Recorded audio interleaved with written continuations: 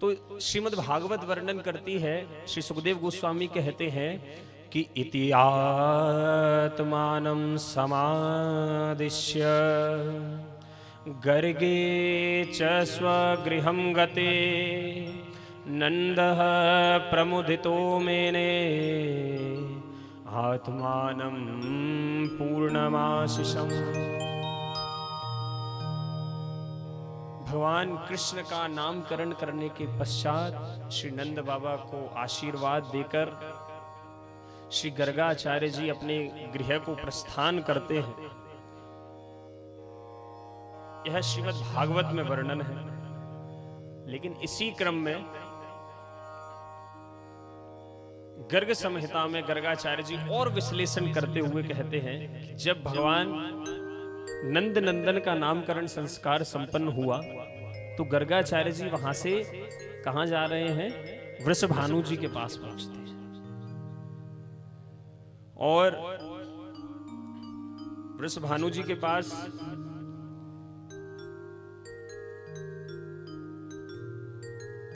पहुंचे और जिस समय गर्गाचार्य जी वृषभानु जी से भेंट करते हैं, मिलते हैं, उस समय वृषभानु जी यमुना जी के तट पर विचर रहे थे और वहीं से वृषभानु जी पहले उन्हें अपने घर की तरफ जहां पे वह निवास करते थे वहां लेकर जाते हैं।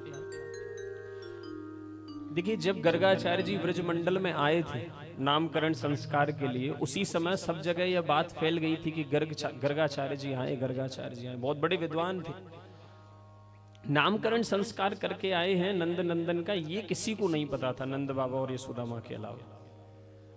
लेकिन जैसे ही घूमते हुए दिखते हैं तो वृषभानु जी अपने साथ ले जाते हैं और अपने भवन में उनका सत्कार करके, उनका स्वागत करके श्री वृषभानु जी अपनी पुत्री के बारे में पूछते हैं और वृषभानु जी कह रहे हैं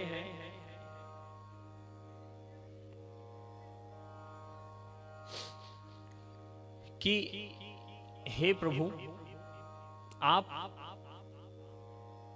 बहुत बड़े विद्वान हैं। मेरी यह जो पुत्री है जिसका नाम श्री राधा है, जिसका नाम राधा है, मुझे कृपा करके बताइए। देखिए, पुत्री की सबसे बड़ी चिंता अगर पिता को रहती है तो वह उसके विवाह की होती है कि एक अच्छा लड़का मिलना चाहिए। तो सीधा जो प्रश्न करते हैं वो उसी के लिए करते हैं और कहते हैं कि मुझे बताइए कि कौन सुयोग्य वर होगा मेरी इस पुत्री का।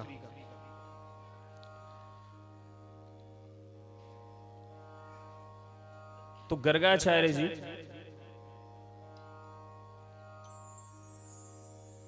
श्री वृषभानु जी को संबोधित करते हुए कहते हैं कि हे प्रभु, पहले तो आप यहां से भवन से मेरे साथ बाहर चलो, मुझे कुछ गुप्त रहस्य तुम्हें बताना है। तो फिर से वृषभानु जी को साथ में लेकर सभी के बीच में से गर्गाचार्य जी यमुना जी के उसी तट पर ले आते हैं और वृषभानु जी को संबोधित करते हुए कह रहे हैं कि हे गोपगुप्तमाख्यानम कथनीयं न च त्वया परिपूर्णतमः साक्षात् श्रीकृष्णो भगवान स्वयं कि असंख्य ब्रह्मांड पतिर्गोलोक ईशः परात् परः तस्मात् परोवरो नास्ति जातो नंद गृहे पति। गर्गाचार्य जी कहते हैं कि हे वृषभानु जी, मैं एक बहुत ही गुप्त रहस्य आपको बता रहा हूं जो केवल मुझे और नंद महाराज को पता है कि यह जो नंद महाराज के यहां पुत्र उत्पन्न हुआ है, यह साक्षात स्वयं कृष्ण जो कि भगवान है, स्वयं भगवान है, जिनमें से सारे अवतार प्रकट होते हैं, वे अवतरित हुए हैं और असंख्य ब्रह्मांडों के अधिपति इनके सामने नतमस्तक होते हैं, जिनकी व्यवस्थाएं केवल इनके इशारे मात्र से चलती हैं। भगवान कृष्ण केवल अपनी भ्रिकुटी जब हिलाते हैं तो सारे देव, जितने भी देवतागण हैं, जिनको जो जो जिम्मेदारियां दी हैं, वे उन जिम्मेदारियों को समझते हैं कि भगवान ये करना चाहते हैं। भगवान की खाली एक भ्रिकुटी हिलने से इतना होता है। एक बार दो भक्त थे, एक भगवान श्री कृष्ण के और एक भगवान श्री शंकर के। तो बोले कि तुम्हारे राजेंद्र नंदन खाली बांसुरी बजाते हैं और हमारे शंभू अगर नाच दें तो सब कुछ हिलने लगता है।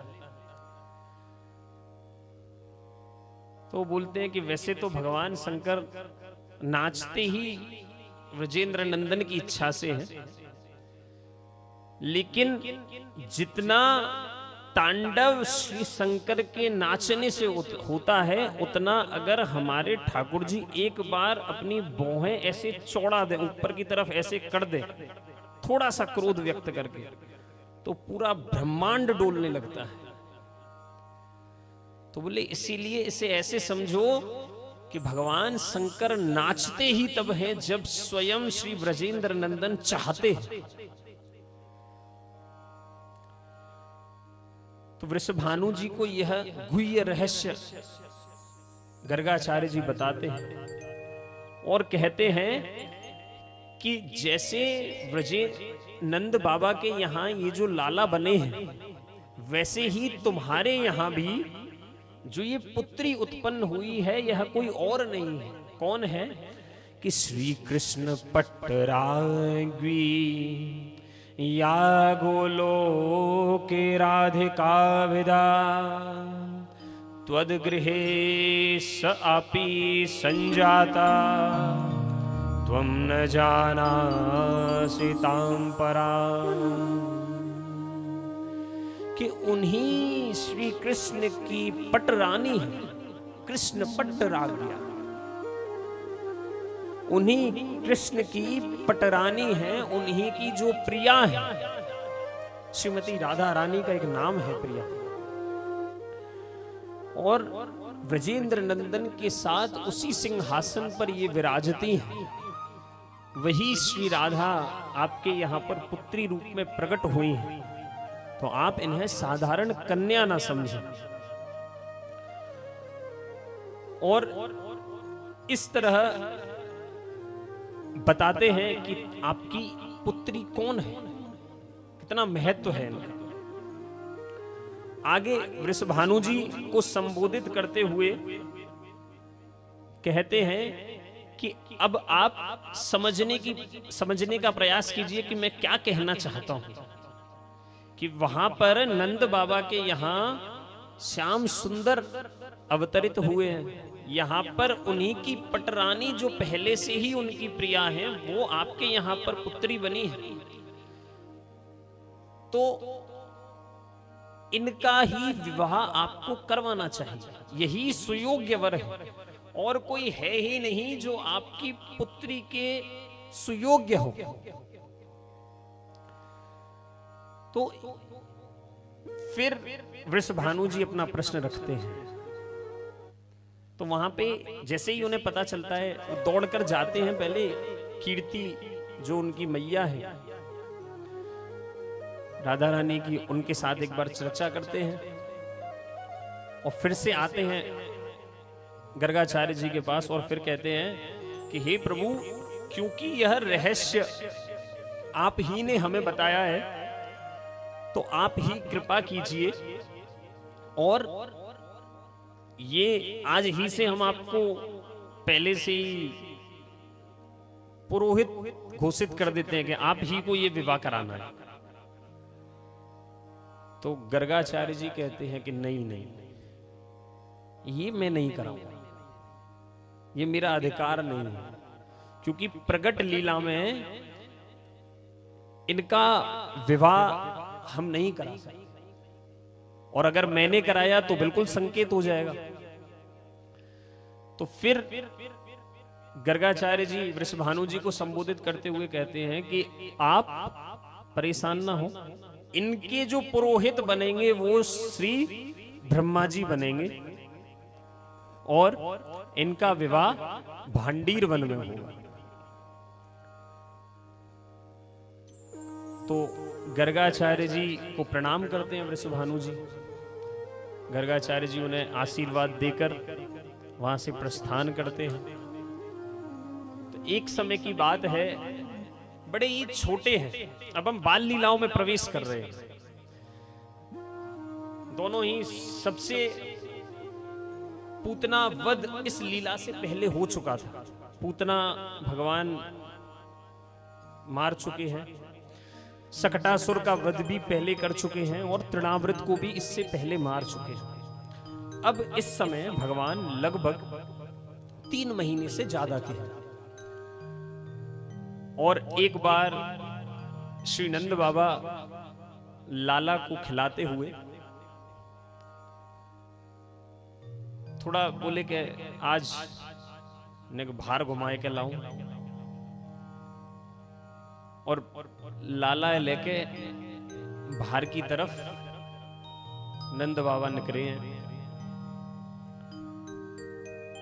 और जैसे ही आगे चलते हैं तो निकट जा रहे हैं उस रास्ते की तरफ जहां पे भांडीर वन आता है।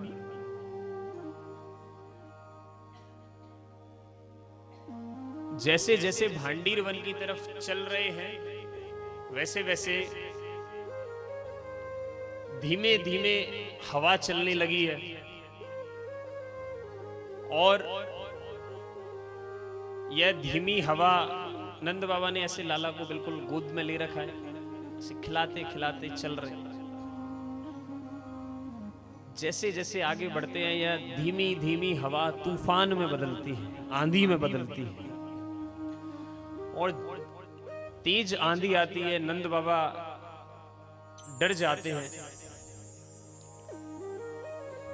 और डर के, देखिए डर के हमेशा भक्तों का, ब्रजवासियों का यह एक लक्षण है कि जैसे ही डरते हैं वैसे ही सीधे भगवान की शरण ग्रहण करते हैं। यह भक्तों की खास बात होती है। हमें हमेशा यह सीखना चाहिए कि जब भी हम किसी विपदा में हो, परेशानी में हो, तो हमें हमेशा भगवान की शरण ग्रहण करनी चाहिए।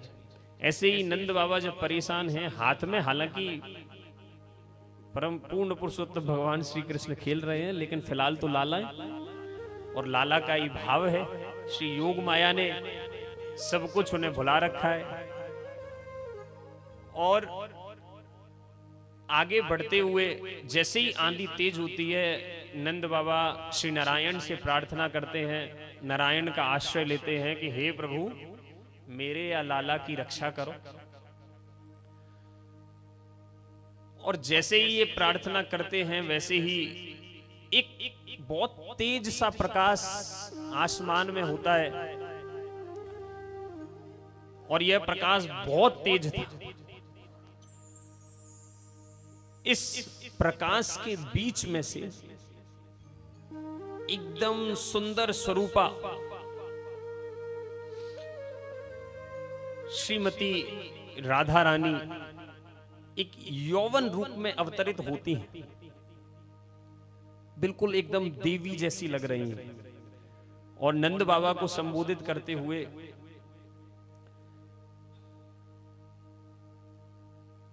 बड़ा सुंदर वर्णन है राधा रानी के स्वरूप का कि कोटीन्दु बिंब द्युति मादधाना नीलांबरम सुंदर आदिवर्णम मंजीर धीर ध्वनि नूपुरुणामा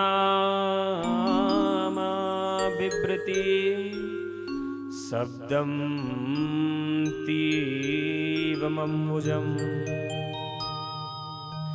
के कांची कला कंकड़ शब्द मिश्रा हारांगुलिया गद विस्फुरन्ति श्रीनासिका मौक्तिकं हंसिकीभिः श्रीकंठ चूड़ामणि कुंडलाढ्या।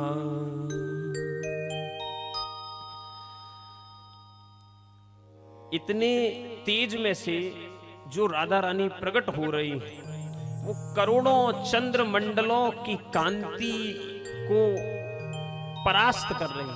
इतना सुंदर, इतना सौंदर्य है राधा रानी। जिनके कानों में कुंडल शोभित है, जिनकी नासिका में एक मोती से जनित एक नग लगा हुआ है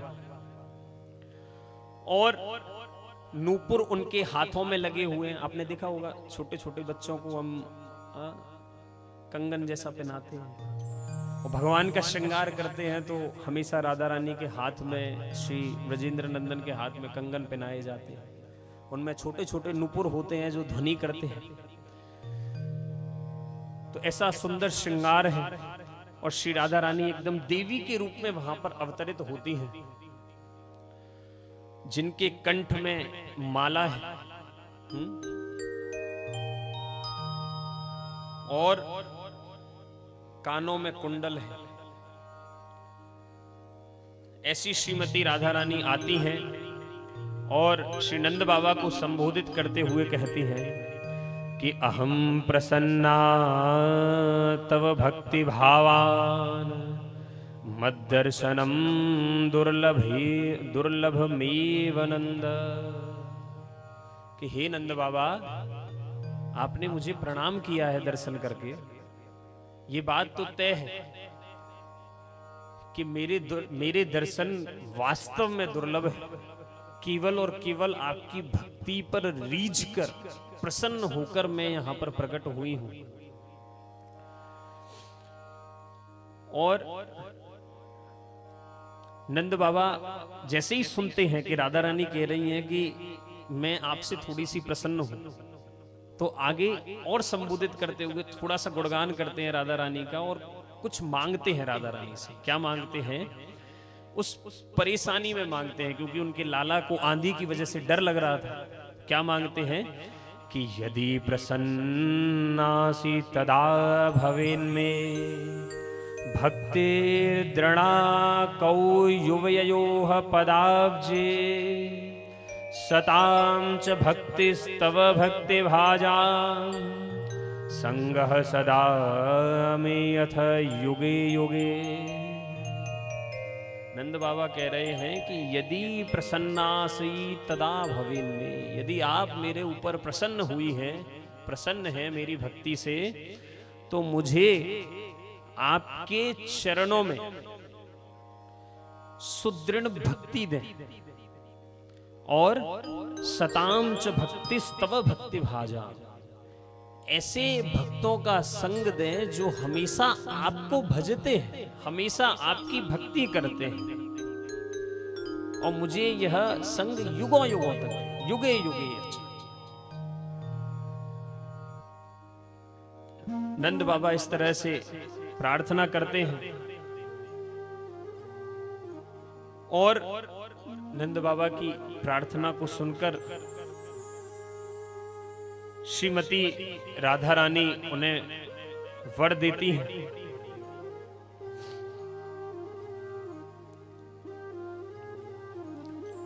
और नंद बाबा से कहती हैं कि आप कोई मेरी भक्ति प्रदान हो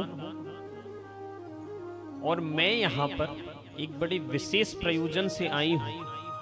देखिए, आपके लाला, आपको डर है कि आपके लाला को कोई क्षति ना पहुंचे इस आंधी में, और तो एक काम कीजिए, तुम्हारे लाला मुंह को दे दो। तो राधा रानी बाल रूप में नहीं थी जब प्रकट हुई है, राधा रानी थोड़ा बड़े रूप में प्रकट हुई है जिससे नंद बाबा को देवी जैसी लगे। तो नंद बाबा अपने लाला को राधा रानी को सौंपते हैं और कहते हैं कि जब यह तूफान, यह आंधी खत्म हो जाए तब आप हमारे लाला को हमें सौंप दीजिए। तो राधा रानी श्याम सुंदर को जैसे ही गोपाल को अपने हाथ में लेती हैं, गोद में लेती हैं, वैसे ही श्याम सुंदर एक वयस्क, जितनी बड़ी राधा रानी वहां प्रकट हुई है, दोनों एक लगभग छोटे छोटे बालकों का रूप रख के वहां पे एक नई लीला के लिए तैयार है। और नंद बाबा उस आंधी में से राधा रानी को यह सौंपकर राधा रानी भांडीर वन में लाला को ले आती है और दोनों ने एक सुंदर रूप धारण किया है। और पूरा मनोहर कुंज तैयार हुआ है, जैसे एक विवाह के लिए तैयारियां की जाती हैं। विवाह की सामग्री भी आई है, हवन कुंड बनाया गया है। और श्री ब्रह्मा जी आते हैं ऊपर से पुरोहित के लिए। पुरोहित कौन बने हैं? ब्रह्मा जी, पंडित जी। भाई बिना पंडित जी के शादी नहीं होगी। तो दोनों बैठे हैं और ब्रह्मा जी प्रकट होकर श्री कृष्ण की चरणों की वंदना करके श्री कृष्ण को संबोधित करते हुए कहते हैं कि अनादिमाध्यम पुरुषोत्तमोत्तमम श्री कृष्ण चंद्रम निज भक्तवत्सलम स्वयं त्वसंख्याण्डपतिं परात्परम राधापतिं त्वां शरणं व्रजाम्यहम्। क्या कह रहे हैं?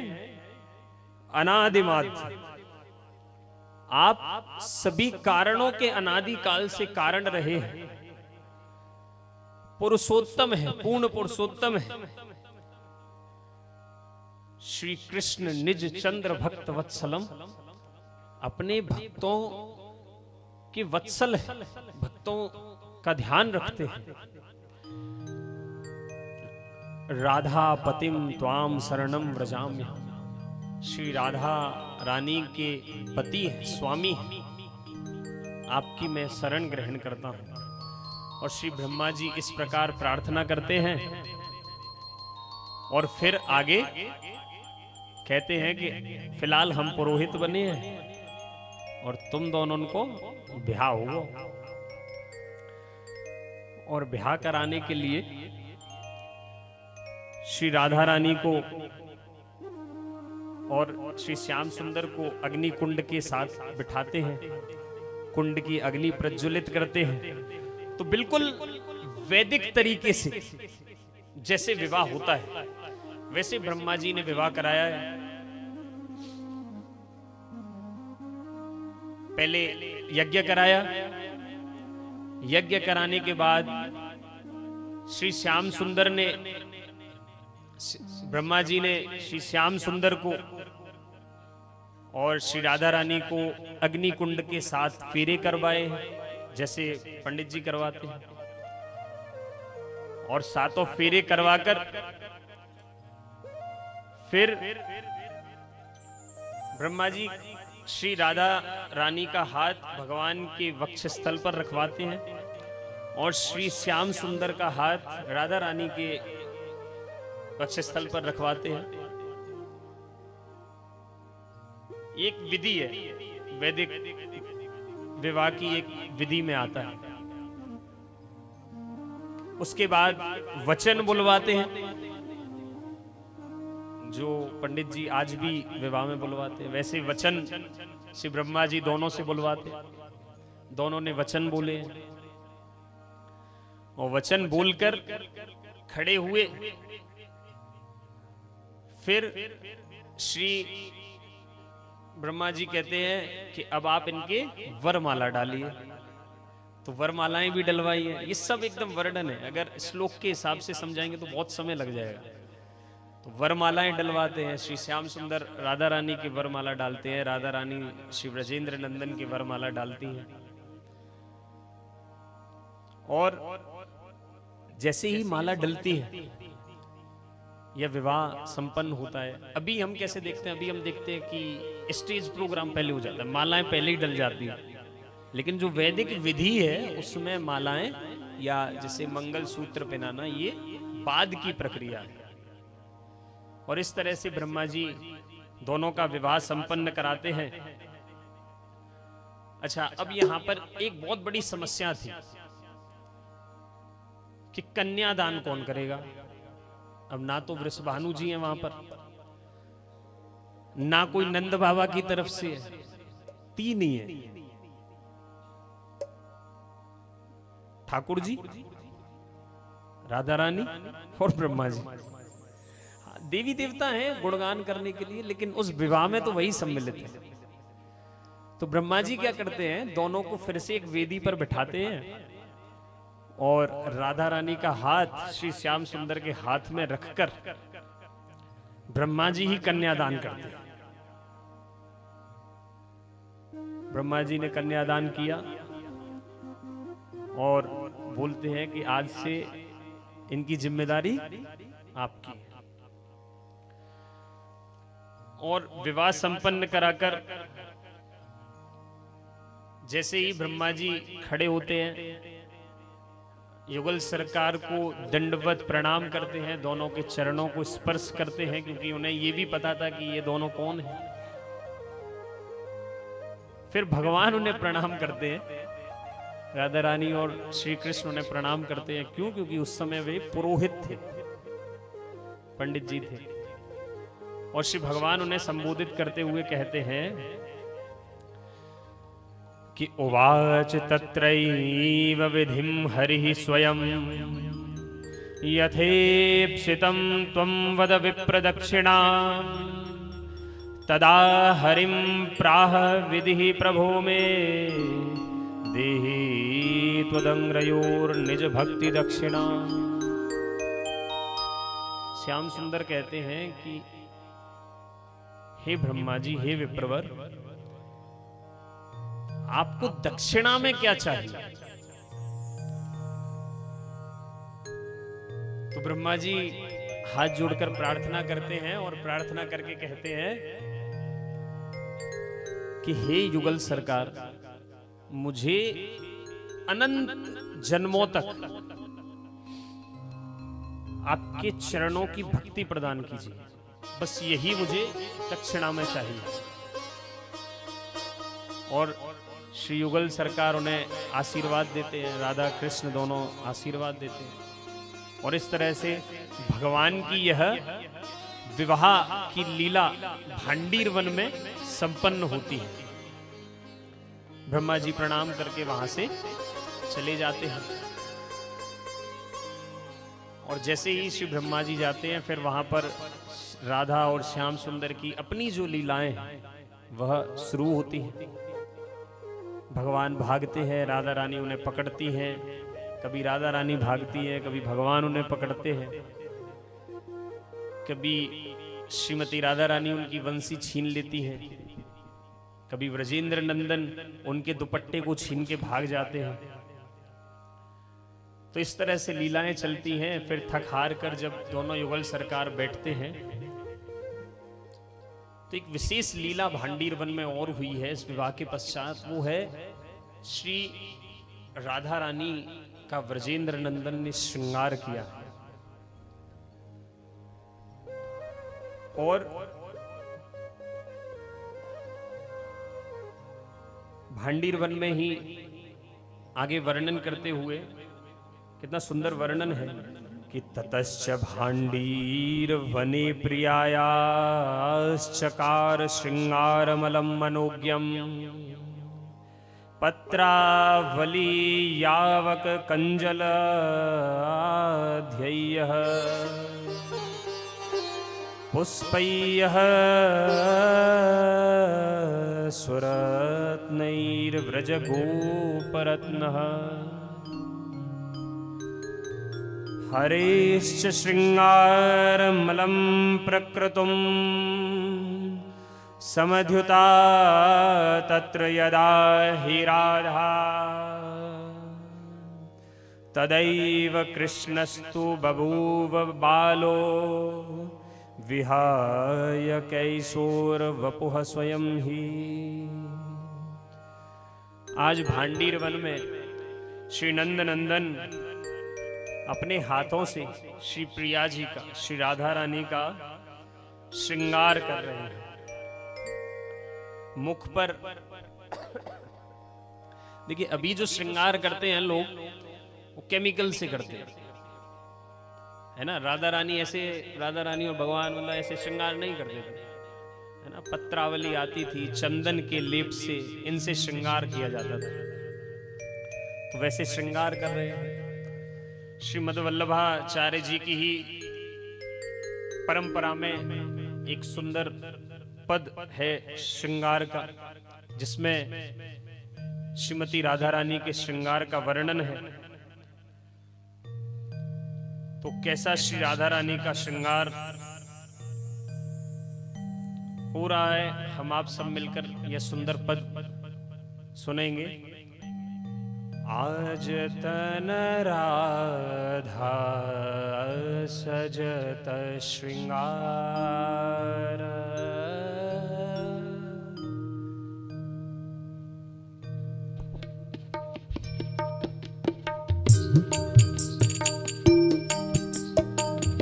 आज तन राधा सजत श्रृंगार, आज तन राधा सजत श्रृंगार, आज तन राधा सजत श्रृंगार, आज तन राधा सजत श्रृंगार। नीरज सुत वाहन को भक्षण, नीरज सुत वाहन को भक्षण, अरुण श्याम रंग कौन विचार, अरुण श्याम रंग को विचार। आज तन राधा करत श्रृंगार, आज तन राधा करत श्रृंगार।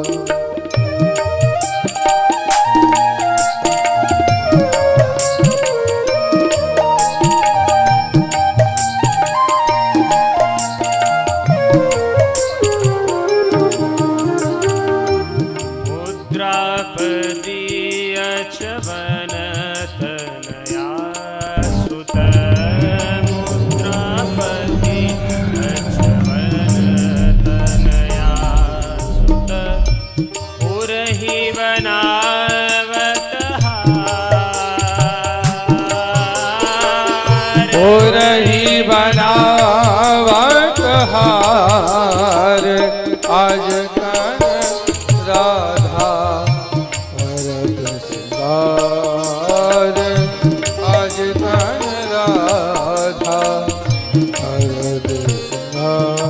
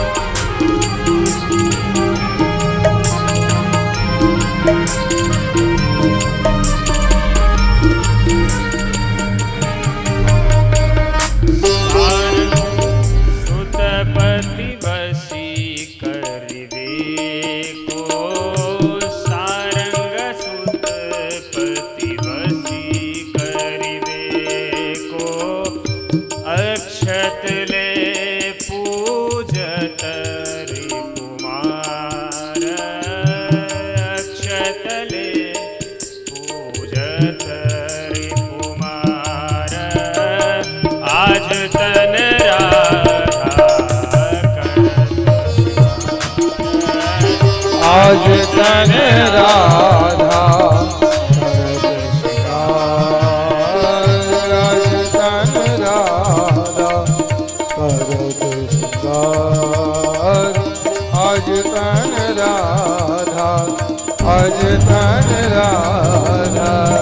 आज तन राधा पारथ पितु आसन सुत शोभित पारथ पितु आसन सुत शोभित श्यामा घटा बगपात विचार श्यामा घटा बगपात विचार सूरदास प्रभु हंस सुता घट सूरदास प्रभु हंस सुता विहरत राधा नंद कुमार विहरत राधा नंद कुमार आज तन राधा करत सिंगार आज तन राधा करत सिंगार आज तन राधा करत सिंगार आज तन राधा करत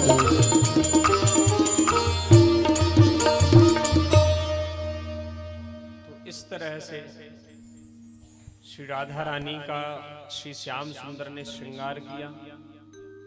श्री सूरदास जी इतना सुंदर पद गाते हैं और जैसे ही राधा रानी का श्रृंगार पूरा हुआ वैसे ही श्री राधा रानी बोलती हैं कि अब मैं श्याम सुंदर आपका श्रृंगार करूंगा। और जैसे ही यह ख्याल राधा रानी के अंदर आता है, विचार आता है, वैसे ही तुरंत श्री श्याम सुंदर फिर से एक नन्हे बालक बन जाते हैं, गोपाल जी बन जाते हैं। तो राधा रानी थोड़ा विचलित हो जाती है, बोले ये तो गलत बात है, थोड़ा दुखी होती है। बड़ा सुंदर वर्णन है कि जैसे ही कि तदैव कृष्णस्तु बभूव बालो, जैसे ही राधा रानी की इच्छा हुई तुरंत श्याम सुंदर एक बालक बन जाते हैं। और फिर राधा रानी थोड़ा विचलित होती है तो श्री श्याम सुंदर गोपाल बन के उनसे कहते हैं कि आप थोड़ा सा धैर्य धारण कीजिए, यह इच्छा भी आपकी पूरी होगी, लेकिन अभी वह उचित समय नहीं आया है, क्योंकि यह प्रगट लीला चल रही है। प्रगट लीला में ये सारी लीलाएं हो रही हैं। तो श्री राधा रानी श्री श्याम सुंदर का आदेश मानकर श्री श्याम सुंदर को गोपाल स्वरूप में ले जाकर भांडीर वन से, जो कि यशोदा मैया नंद बाबा की वजह से परेशान हो रही थी, पता नहीं लाला को कहां दे आए हो बोले खुद परेशान हो रहे हैं, मुझे भी परेशान कर रहे हैं।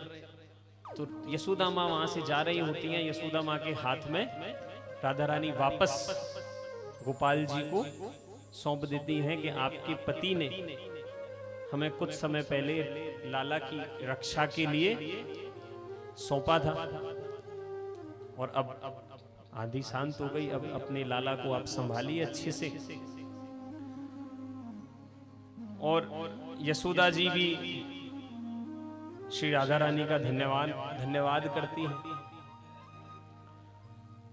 और श्री नारद मुनि कहते हैं कि गर्ग संहिता में ये जो वर्णन श्री राधा कृष्ण का विवाह है, इस विवाह के बारे में जो सुनता है या जो पढ़ता है उसको कभी भी कोई भी पाप स्पर्श नहीं कर सकता है, एक क्षण भी सुनता है।